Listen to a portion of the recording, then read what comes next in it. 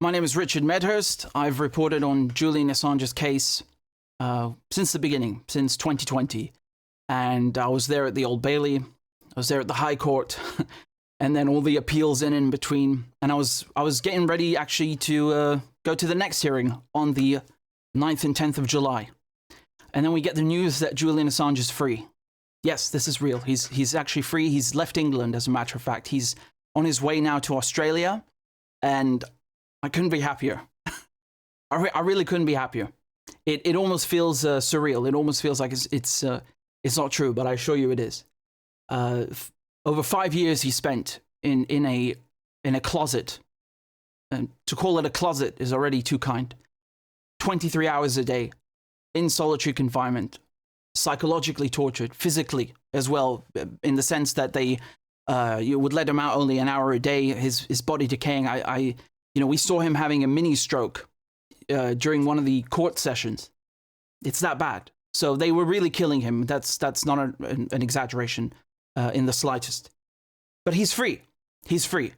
He's left the country, and I'll show you just this clip where he's on his way to the airport.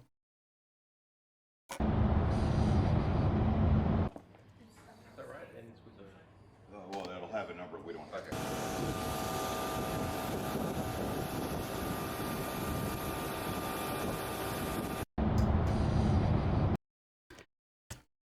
It's good. It's good. So this happened because he was in talks with the United States about a deal. So I had known for a while that he was in talks with the US, and I confirmed the story, but I didn't want to talk about it myself because I didn't want to draw attention to the issue. Because if there was any hope that these talks would pan out, you don't want to mess with it. You just want to let it run its course. And you can't blame the guy one bit for wanting to get out. And that's the only sane thing that you could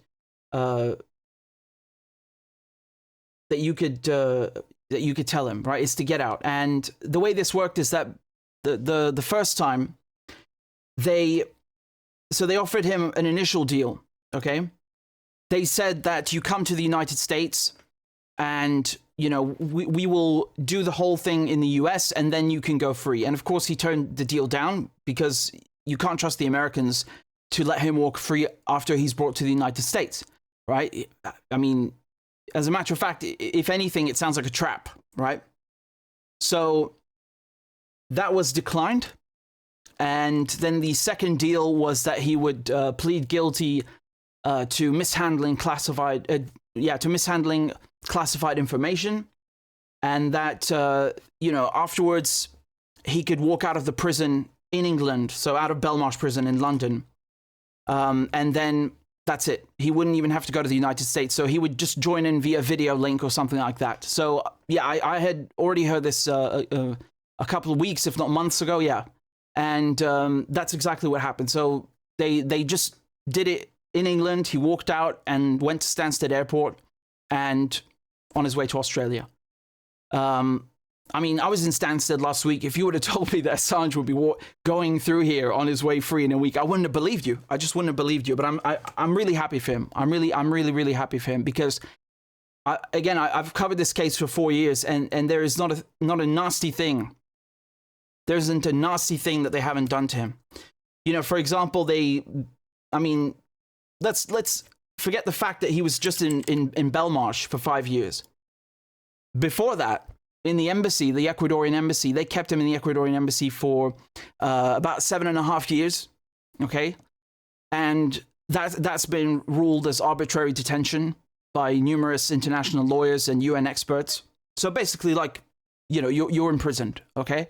And remember, this is not like some fancy compound that's the size of the Vatican. It's not a U.S. embassy. It's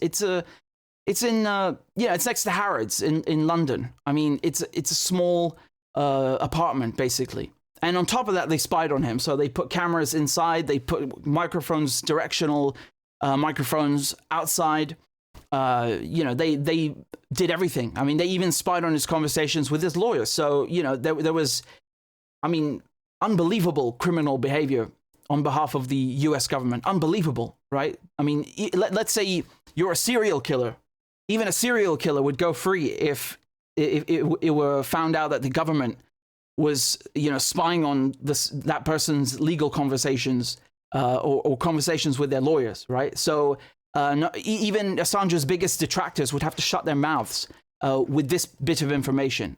And again, make no mistake, the fact that he was in that embassy in the first place is because he knew he would be unjustly persecuted by the United States. He hasn't done anything wrong. So they spied on his conversations with his lawyers. They also tried to steal DNA from his child, like a nappy, a diaper. They tried to steal one. They were talking about kidnapping him or maybe poisoning him. All sorts of things, just like psychotic, insane behavior. Speaking of serial killers, I mean, the United States government certainly behaves like one. So that's just in the embassy, right? There's no case yet even, but he knows that they're trying to go after him. And then all his suspicions turned out to be true when they took him out of the embassy. Now it wasn't illegal for the Metropolitan Police to go in the embassy, but the way that this happened is, shady to say the least. The Americans went and got to the newly elected Ecuadorian government to withdraw Julian's citizenship. They also, dangled an IMF loan in front of them. Yeah, lots of money involved, billions of dollars involved. They withdrew his citizenship, and then on top of that, which they did illegally, by the way, under Ecuadorian law, there was no due process with that whatsoever, no oversight, didn't go through a court, just arbitrarily withdrew it. And then afterwards, they also, by sending in the police, they didn't violate the Vienna Convention, but they violated Julian Assange's human right to asylum, which is, again, your right to asylum, it's a human right. It's recognized by every country. It's enshrined in international law. It's one of the most fundamental, basic concepts in international law. No dispute here. Okay, there's no discussion. They violated that, and then took him to a bail hearing, and in a matter of minutes, they convicted him of jumping bail. So that's 51 weeks in England, and then the real knives came out. So while he was doing the 51 weeks, the Americans unsealed an indictment, then a second one, right, an additional one. Unbelievable, right? Never seen before. So now we understood the real reason why they had given him 51 weeks for a bail infraction. Now we understood why they put him in Belmarsh prison, which is the equivalent of Guantanamo Bay in England. Again, an absolute hellhole. When you stand outside Belmarsh prison, it's like the Black Gate of Mordor. That's what I'd liken it to. So just an absolute hellhole. And they usually put people like if you're a terrorist or a serial killer or some like really grade A criminal, they will go and put you in Belmarsh. So the fact that they took Assange and put him there, even though he's a journalist, and even if you're his biggest detractor, you can't possibly accuse him of violent crime. So what is he doing in Belmarsh prison? That shows you it's political. Why was he given 51 weeks? That's not normal in England. Shows you it's political. Why was he kept in the cell 23 hours a day? That shows you it's political. So, every step of the way, you can see how the British authorities worked at the behest of the Americans to put him in the most miserable, most restrictive, most oppressive conditions imaginable in order to bring about psychological trauma, distress, and also causes physical health to decay and to worsen. And they succeeded in part. I was fully convinced that they were going to kill him in prison. God forbid. And I'm glad that I'm wrong. I turned out to be wrong. I'm very glad, because that's the last thing we want. And let me be very clear. The reason they took Assange and put him in prison is because he committed the ultimate quote-unquote crime in their eyes. He humanized Arabs and Muslims. He humanized the victims of the United States, right? I mean, if he had done the same thing during the Vietnam War, they would have done the same. They would have also put him in prison, right? Because humanizing the victims of America is forbidden. You know, you can humanize US soldiers who invade other countries and murder people, that's fine. You can humanize drone pilots, that's fine. You can humanize the US president, that's fine. You know, you can humanize all the actors who commit, all the people who commit acts of aggression on an unspeakable scale. But the victims, you're not allowed to humanize them, right?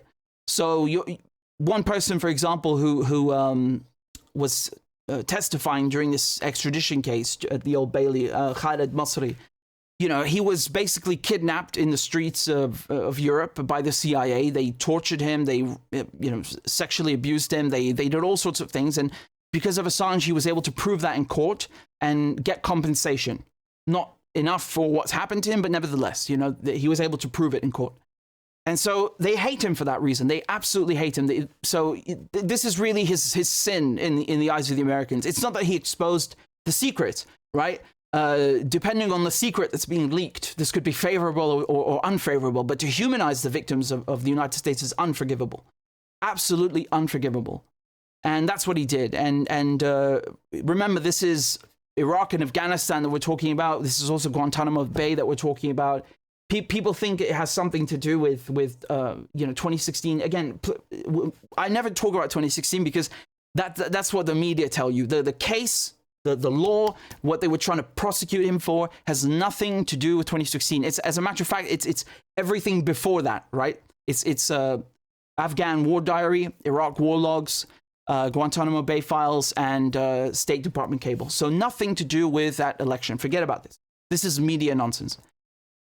And you know, the media betrayed him. They betrayed Assange because they were never there in the courts. I mean, they showed up a little bit, like they would show up, for example, the last day when we had the Old Bailey stuff, like, you know, weeks and weeks of hearings, and they would show up at the last day to act like they covered something. No, those people weren't there.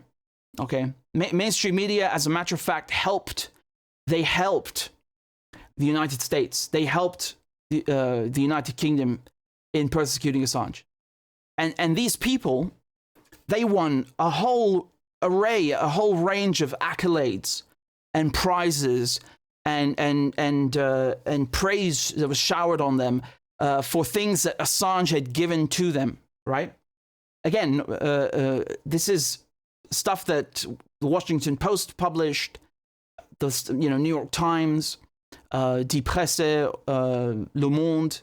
So they Der Spiegel as well. So, you know, they gained a whole bunch of praise by working with WikiLeaks. And then, you know, the moment that the state turned on Assange, they also turned against him, and they started writing nonsense like, oh, well, you know, they published this joint letter saying, well, he irresponsibly published all these unredacted cables, which is nonsense. He did not publish them. That was cryptome. And, you know, even if he did, you're worried about the names of torturers and people who are involved in state crimes being known. I mean, like, this is your priority. And again, you're a journalist. You should be able to discern who actually published these first. It wasn't Assange. It wasn't WikiLeaks. So, you know, just the facts are completely wrong. Never mind their moral compass being completely off balance and out of whack. So they really turned against him. And they had years and years and years to call out this persecution. They did nothing. They wouldn't even show up to the court. I mean, you know, sometimes it was empty. We were like 10 journalists covering this thing, you know? And these people, they were lazy. They didn't care. And it's only recently that they kind of started to talk about his case. But again, they would just always throw in the usual smears. You know, they would throw in these things like, oh, he's an anti-secrecy person, or like he's a whistleblower. No, he's none of these things. He's just a journalist. He's a publisher. So, you know, there would always be a bit of propaganda like sprinkled in there about him. Always, always, always. And to me, that was not an accident. You know, this is a court case. It's clinical, it's surgical, it's precise. Either cover it properly or don't cover it. Don't come here and do like a wishy-washy job. You can't do that, right? So, I mean, forget Assange for a second. You make yourself look bad. So they completely abdicated their duty to advocate for a colleague. They abdicated their duty to call out state crimes, because again, it's very easy to point fingers at China and Russia and Iran. It's but it's another thing. It's difficult to call out your own government, right? To call out Western powers as a Western journalist, which is what Assange did. That's difficult. That takes courage. That takes bravery. And Assange has got plenty of that. Assange has got plenty and plenty. And then some. So we cannot forgive the press for what they did. We cannot forgive them for their laziness. We cannot forgive them for how they stabbed Assange in the back. And we cannot forgive the United States. You know, just because Assange is free now, that doesn't erase everything that they did to him. We do not make the mistake of thinking Joe Biden is some kind of lenient person. He's been in power for 4 years. Why was he keeping Assange in jail all that time? You know, at best, he's doing it just so he can curry favor with voters during an election campaign. As a matter of fact, I'd argue that's a bad thing, right? Because it just makes him look sleazy. It just makes him look cheap. Like he plays with people's lives for elections. Make no mistake, I'm glad Assange is out. That's clear. But I'm just saying we shouldn't give Biden any praise because he's like letting Assange go free after 4 years of persecution. His term is almost up. He could be out of office in a few months. So how is that any good, right? And again, not to mention the fact that there are physical ailments that that Assange has suffered from that cannot be undone. You cannot undo a mini stroke. Right? You cannot undo all the physical distress that has been inflicted on him for the last 5 and then another 7.5 years, right? This is over a decade of persecution that we're talking about. You can't undo that, right? You can't undo all the time with his children, with his family that he's been deprived of, right? Remember, his children are now 7 and 8, I believe. So very, very lovely kids, you know. So it's good they'll have their father now, but they missed out on many, many, many years with their father. That's unforgivable. That is unforgivable. The fact that the state even targeted them by trying to by trying to take the diapers. I mean, that's just gross. That's disgusting that they would use his children like that. We cannot forgive the United States government and the British government for these things. Because make no mistake, everything the US was doing, the UK knew about, and as a matter of fact, played a crucial role. The US couldn't have done anything without UK cooperation. You understand? Without UK cooperation. So that's very important to underscore. And even his lawyers in Spain and all these things, I mean, they had their places broken into, and that's a whole other story. I mean, Christ. But you know, these are fascist countries that we're dealing with. These are fascist countries. What they did to Assange, they did it as a warning to other journalists. They're letting him go free now, but the damage has been done to whatever semblance of democracy you want to talk about, and you know, they want to send a message to other people. There might be other Assanges or people like Assange who want to publish things and are now put off and discouraged. Or basically discouraged from putting out these crucial bits of information and government crimes that the public has a right to know about. This could very well be the case. I absolutely, unequivocally wouldn't be surprised if other people have just, straight up said, no, I'm not publishing this. I don't want that to happen to me. And how could you blame them? How could you blame them when you see what the state has done? Right? When I say the state, I mean the British and the UK governments together. So, these are fascist governments with decorum. They put on like a costume. They put on, a show to make you think that, oh, everything is done officially. And look, we've got an officer to take you to the court. And then there's a judge who comes. It's fascist. I'm telling you. I sat through these hearings, and it's just disgusting. Absolutely disgusting what these U.S. lawyers would sit there or stand there and argue. And again, they're actually British lawyers, but working, for the U.S. government. And the things they would say, I mean, it's like, I've covered all this stuff. It's on the channel, but just thinking of their logic, and even some things that the judges have said have shocked me. Like they looked at the David Mendoza case and they found nothing wrong with it.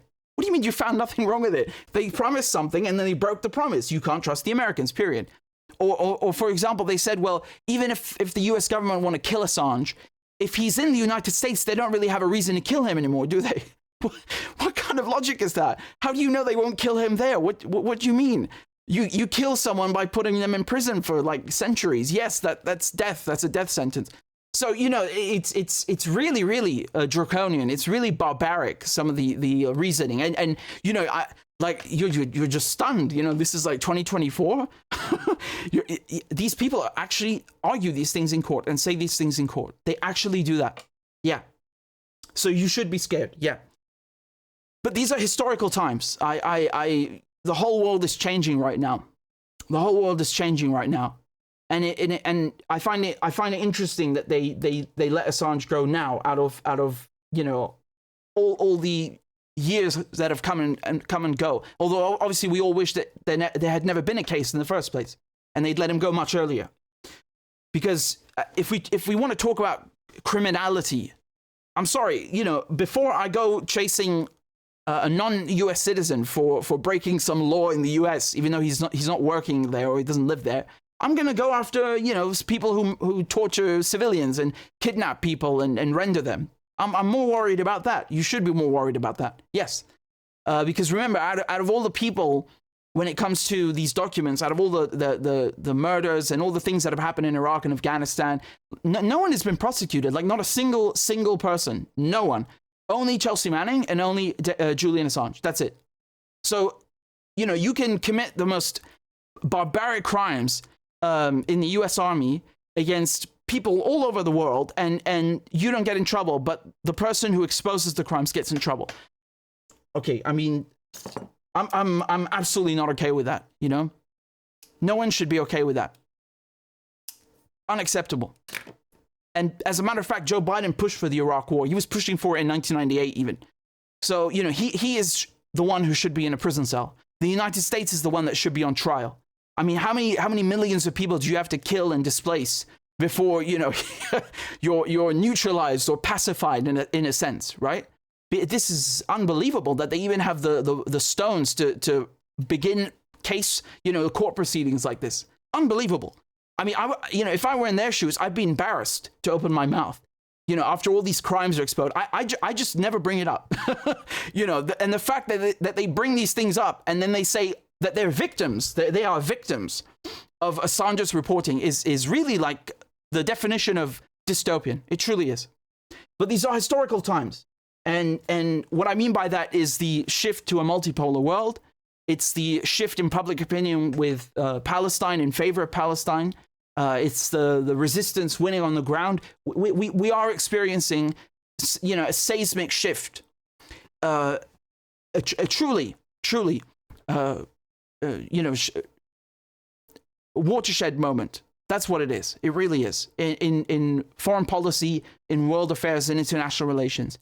And so I find it interesting that they let Assange go now, and I wish they'd just done it earlier, obviously, because, you know, we're not talking about like the stars aligning or something like that. But it is interesting. It does say a lot about how the United States is feeling that it cannot prosecute, no pun intended, wars like that, and also cases like this. You know, that does show you that there's a decline in the United States' appetite, or shall we say capacity, to undertake things like this. And that's a good thing, because the United States does not behave like a rational actor, right? The United States does not behave like a rational actor. So that is very interesting. And I'm glad that he's on the way home. And, you know, what can I say? I can only thank all the people who've been fighting for Julian every single time we had a court case. You know, and you guys were out there cheering Julian on, cheering us on, you know, motivating us to just go in there and get this information out. Every single one of you who came out, even if it was just once to the court, you did a bit of good. You helped put pressure on the Americans. You helped put pressure on the British government, because they never expected it they never expected the public to find out what they're doing. They never expected the public to fight back, and you made sure to fight back. And one can only thank you for that. You know, I mean, all of these court hearings, they, you know, I'm as a matter of fact, you know, I breathed a sigh of relief when I saw Julian released, for two reasons. Number one, because I want him to be free. And the second reason, because I'm glad there won't be a hearing on the 9th and 10th, because, man, believe me, I've had enough. But you know, they were boring and they were horrendous and just offensive, honestly, really offensive, because we're not just seeing them attack Julian in this manner. You know, as a journalist yourself, you're wondering, like, you know, are these people going to have me for dinner next, or someone else in the room? Like, yeah, it's not good. It's not good. But I do it all over again for you, mate. All right, I do it all over again. But you know, I wouldn't blame Julian if he never comes back to the UK and if he gives the UK a 0-star travel rating. I really don't blame you, mate. So cheers to your freedom. All right. Cheers to your freedom and to your family. And today is a big win. Last time in May on the 20th, I called it a small win. This is a big win. Officially a big win. All right. Good on you, mate.